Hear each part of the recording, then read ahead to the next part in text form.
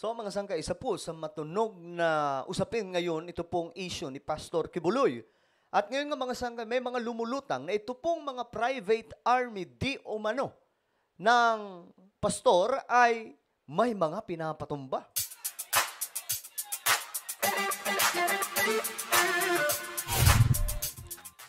Hello guys, magandang oras po sa inyong lahat. Ako muli ito, Sangkay Janjan, muling nagbabalik dito sa ating channel kung saan gumagawa po tayo ng mga vlogs na kapupulutan po ng kaalaman at aral.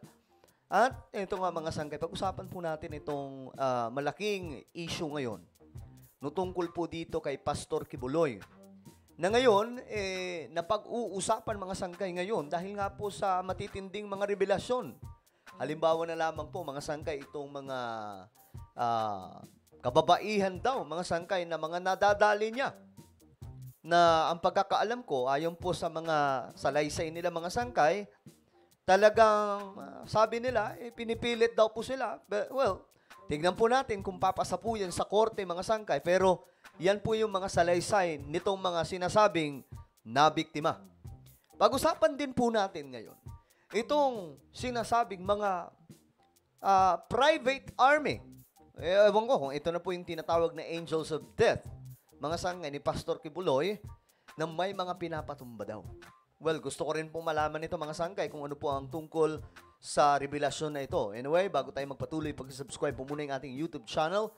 Tayo po ay 1.32 million subscribers na po dito sa YouTube. At ilang tulog na lamang po, 1.4 million subscribers na po tayo. So ano pang hinihintay mo? Click the subscribe down below, click the bell, and click all. Sa mga nanonood po sa Facebook, i-follow nyo po yung ating Facebook page. Okay, guys, eto na nga mga sangkay. Well, anyway guys, yung mga nanonood po pala ngayon, kung ikaw ay isang solid sangkay, mag-comment ka po ng hashtag solid sangkay kasama po ang inyong mga lugar. Okay, eto, private army ni Kibuloy, may mga pinapatumba o manong mga tumitiwalag daw po ito ng mga miyembro ng KOJC. Hindi ko alam kung gaano katotoo ito mga sangkay, pero tingnan po natin, since dinidinig pa po ito ngayon sa korte. Inutusan naman ang private army ng Kingdom of Jesus Christ na pumatay ng mga tumiwalag na miyembro ng Grabe, no? KOJC at mga kritiko ni Pastor Apollo Kibuloy. Yan ang binunyag ng dating miyembro ng naturang private army. Grabe. Hindi ko alam ha. Gusto mo makita yung mukha. Kasi may isa ako sa napanood noon na isa pong nag-testimony. Kung hindi ako nagkakamali, doon po ata yun sa Cebu, na sinasabi po niya na isa daw po siya sa mga dating miyembro ni Pastor Kibuloy. At isa daw po siya sa private army. Na tumiwalag mga sangkay. At nung tumiwalag daw po siya, di umano, ihinabol daw po siya. Kasama po yung kanyang pamilya. Ngayon mga sangkay, tingnan natin kung gaano katotoo ito. Nasa frontline na balitang yan, si Mayan Los Baños. Humarap sa pagdinig ng Senado si Edward Ablaza Masayon. Dating miyembro raw siya ng 2nd Metro Davao Signal Battalion na private army umano ni Pastor Apollo Kibuloy. Okay, hindi ito ang napanood ko mga sangkay. Hindi siya. May kilala ko kaagad ang mukha nun eh. So, napanood ko kasi yun mga sangkay sa isang Christian fellowship na nag-testimony po siya. At isa sa testimony niya mga sangkay kung paano daw po siya nakatakas sa ilalim po ng kapangyarihan nila Pastor Kibuloy. Ayon po sa kanyang salaysay, no? Ngayon, ito, ibang tao, mga sangkay. Tingnan po natin. Nasa ilalim daw ito ng SMNI at sinasabing may koneksyon sa Task Force Davao ng militar. Sabi ni Masayon, pumapatay sila ng mga tumiwalag na miyembro ng KOJC. Grabe. Tumutugma. Hindi ko sure, ha? Hindi ko sure. Di pa naman to na huhusgahan sa Senado.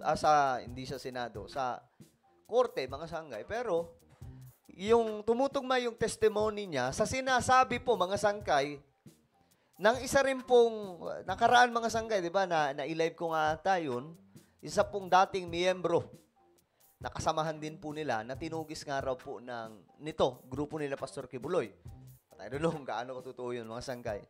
Ngayon, yun po yung testimony niya, na marami daw po silang pinapatumba, at sabi po niya, doon daw po nilalagay sa tamayong.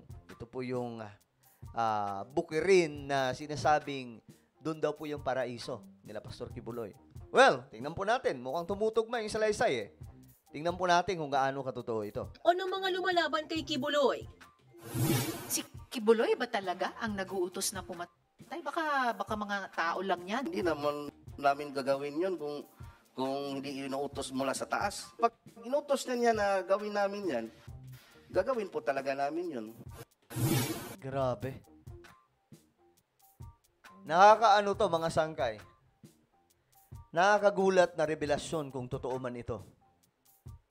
Sa isa pong pastor na kagaya ni Pastor Kibuloy na marami pong tagasunod. Masyadong nakakakilabot ito kung totoo man mga sangkay. Itinanggi naman ni Kibuloy na mayroon siyang private army. Kasinungalingan at kung yan ay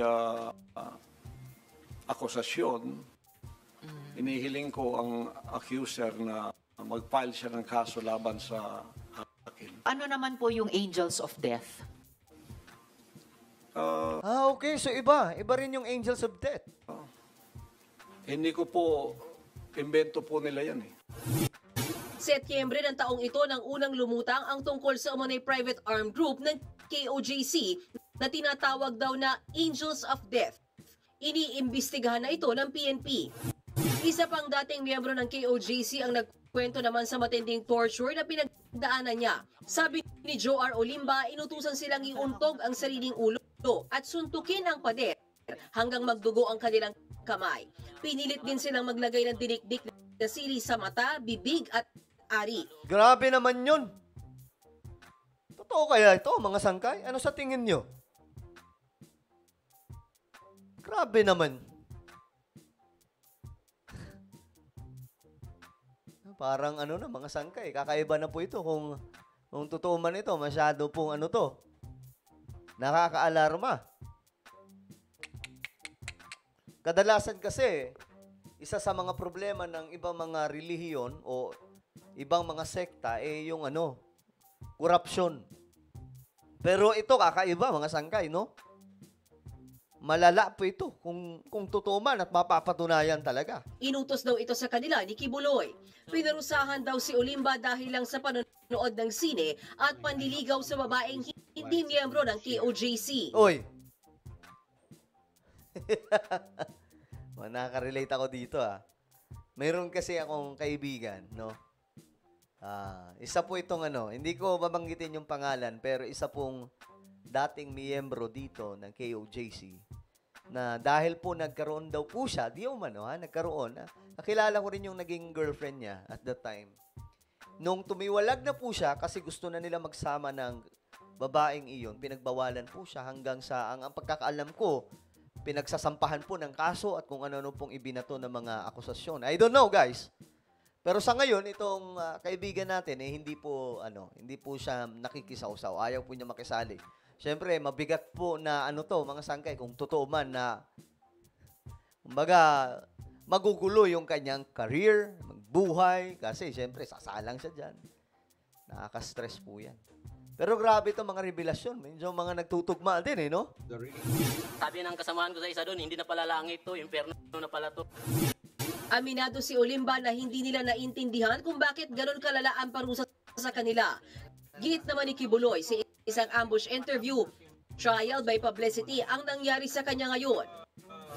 This committee is not the committee to decide whether I am guilty or not. It should be the court of law. Actually, may punto siya dito. Sa korte pa rin talaga ang desisyon kung ito nga ba ay totoo. Diba? Totoo naman po yan, mga sangkay. Pero dito, kumbaga, labasan lamang po ito ng kung ano man ang mga impormasyon. hindi talaga masasabi natin na ito na ang Senado na yung magiging judge. Pero, at least dito mga sangkay, nakikita po natin kung ano po talaga ito mga accusations against Pastor Kibuloy. No? Kasi kung totoo ito,